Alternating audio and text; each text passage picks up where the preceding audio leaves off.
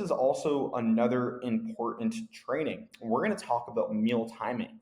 In other words, how many meals do you need to have in a day to be able to hit your calories, to be able to build muscle, to be able to have energy? But also, too, what do we do if we don't meet your calorie goal?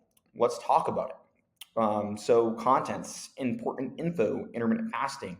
How many meals should you have? How to track your calories, how to adjust your calories, and some supplements.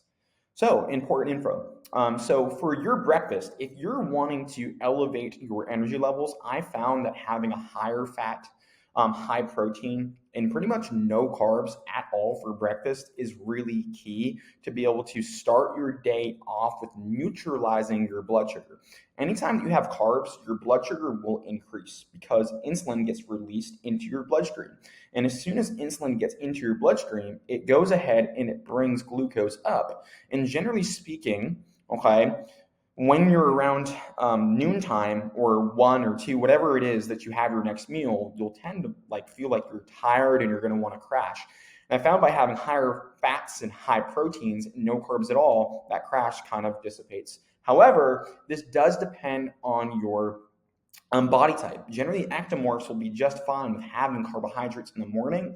And also, too, depending on how your carbohydrates are clothed, in other words, other foods that you're having around your carbs, that's important too, right? A lot of people say that blueberries is important, to have in, for breakfast because ultimately it's really healthy for your brain. I don't disagree with that. I think the research does say that blueberries can help your brain somewhat. It's not like massive research, but having fruit on the side of some eggs and some bacon is not a bad idea. However, I'm just saying if you're someone that does get a crash, follow that rule. A pre-workout meal. This is very important. Pre-workout and post-workout nutrition is key in terms of utilizing the energy you need to build muscle, okay, post-gym. So generally having carbs and proteins, okay, and no fat before working out is really key.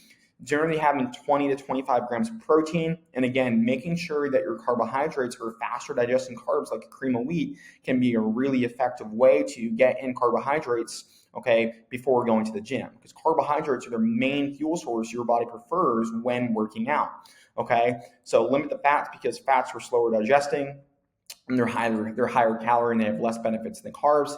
Post-workout meal, it's going to be similar, but you're just going to want to have slower digesting carbs. So instead of having faster digesting carbs before you work out, you're going to have slower after you work out, such as potatoes, okay? 30 to 40 grams of protein, carbs and proteins. Again, you're going to basically for dinner have most of your fat goal, okay? As well as your carb goal. And then you can also have like a casein protein powder, which is slower digesting before going to bed. But generally at night, you're going to want to have a slower digesting meal because that's going to carry over to the morning so you're not waking up starving. Intermittent fasting, the 16-8 approach is the best. So essentially what this is a 16-hour fasting window as well as 8-hour eating window. There's several different ways you can intermittent fast. I'm not a fan of extended fasting. As far as like a spiritual practice or a religious practice, it's totally okay. Not going against Christianity. Obviously, I'm a Christian, but at the end of the day, in terms of fat loss, what I am saying is that generally eating consistent calories is more effective, okay? So the fast starts at your last meal. So if you stop eating at 6, that's literally when your fast starts, okay? That means 16 hours later, your first meal will be at 10 a.m. Okay, is this optimal for fat loss? No, I don't think so, just in terms of spreading the calories. What's most important is meeting your calories and protein, and generally speaking, intermittent fasting can throw your hunger hormones through a loop, and then therefore you're having bigger meals. I'm not saying this is not going to be a tool that you can keep in your toolkit because intermittent fasting may actually work for a busy schedule with feeling rushed. So really the reality is that some days you actually might intermittent fast on accident, okay? So I think intermittent fasting is actually just part of the weight loss process, and it's not necessarily something you have to do every day. How many meals should you eat? What's optimal is 4 to 6. The reason why this is optimal is because, again, it's going to be able to allow you to get to your calorie goal easily, okay? But it's also best for amino acid distribution, which basically means like the likelihood of you building muscle. If you spread your meals across 4 to 6, you're going to have smaller protein servings, around like 40 grams per plate, which is ultimately the distribution between protein, which is ultimately really good for building muscle, okay? Now, again, we want to think about weight loss as a toolkit because, some days you might have 4 to 6 meals, no problem, but the other days you might be really busy and you might only have 2 giant meals, okay? Which is okay, but again, that means you're going to have lots of protein per plate because you still have to meet your protein goal.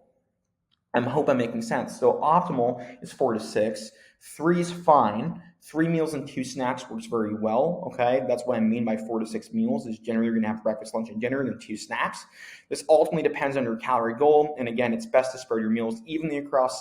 So therefore, you can meet your calorie goal. Now, also this depends on hunger. So if you're someone that's really starving in the morning, then what I would say is having a bigger dinner. Most of us are going to do the backload approach, which basically your biggest meal of the day is going to be for dinner. Sometimes on the weekends, you might have your biggest meal to be breakfast because you have family breakfast, but most of the time, most of us are going to be following within the backload approach, okay? Generally speaking, your lunch is going to be moderate, dinner is going to be large, breakfast is also going to be small to moderate, and then you're going to fill in the rest with your protein shakes, protein bars, and Greek yogurt. How to track your calories, okay? MyFitnessPal. Make sure you buy premium. It's super cheap. It's worth it. You can do a lot more with premium, such as scan your barcodes, which is an absolute game changer.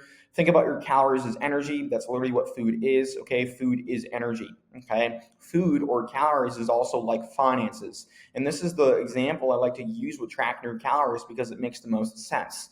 So each of us are going to have different calorie goals or basically different budgets that we can spend with money daily, right? We care about the weekly budget. We care about the weekly calories, okay? As long as you eat the same amount of food over the course of 7 days, you're consistent. As long as you spend the same amount of money over 7 days, you're also consistent. So this means if you are, eating more one day or spending more money, you just spend less the next day or eat less the next day. Vice versa, right? If you're eating less or spending less, then just eat more, spend more the next day, right? Ultimately, we can be a little bit more strategic about this by knowing your plans, okay, which is how to adjust your calories. You're going to want to make sure you know your plans, right? This is super key, right? Using a calorie cycling method such as a 4-3-3-4-5-2 or 6-1 is a game changer, okay? Now, what this basically states, okay, is let's say that your in-laws are coming in on the weekend, or maybe the kids have a tournament and you know that there's going to be unhealthy options that have higher calories. Then you would plan for this, right? You would have 4 low days where you're spending less money, and then you'd have 3 high days where you're strategically spending more money, right? Again, at the end of 7 days, you're good. You're spending the same amount of money. You ate the same amount of food. Your body doesn't know any difference, right? You can basically use any of these depending on what plans you have, okay, and how long the plans are or how long people are in town for.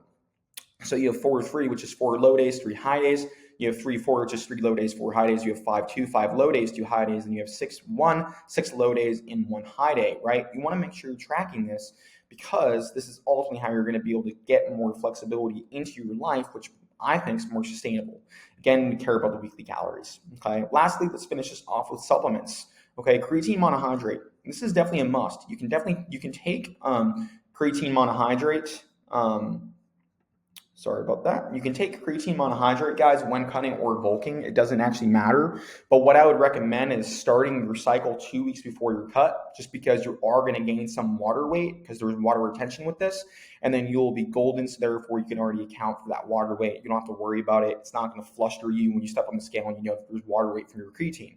Okay, creatine basically helps you guys perform, okay, at a higher level. Essentially, all it's doing is when you're resting, so let's say I finished a 8 reps of bench press. When I'm resting before my next set, creatine monohydrate is going to basically be at its best, and you're going to be able to recover your muscles way quicker. So you're going to perform more, and ultimately, by performing more, you can build more muscle. Okay, whey protein.